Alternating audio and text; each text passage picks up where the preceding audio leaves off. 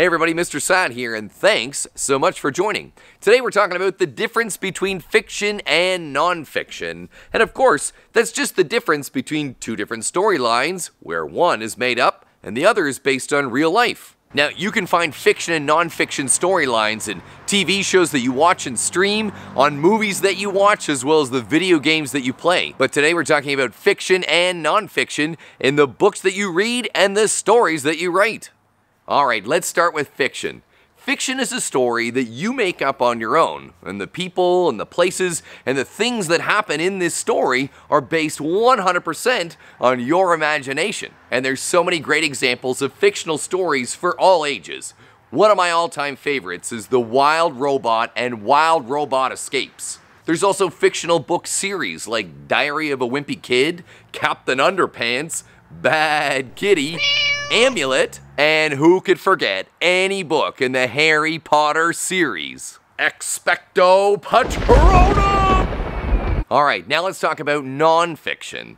Nonfiction are stories that are based on real people, events, and things that actually happened. They can be stories about history, or stories about people within history that made a big difference, but the main point is that nonfiction stories are based on fact.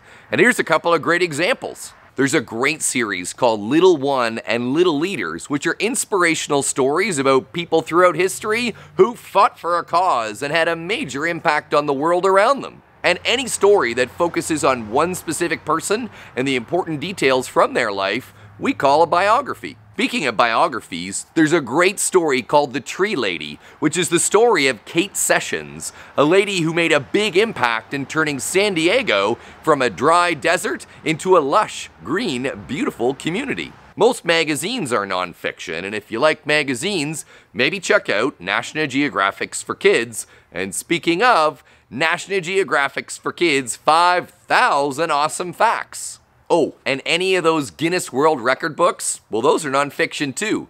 And oftentimes, the things you find in them are wild, crazy, and outlandish. So there you have it. You're an expert on both fiction and nonfiction stories.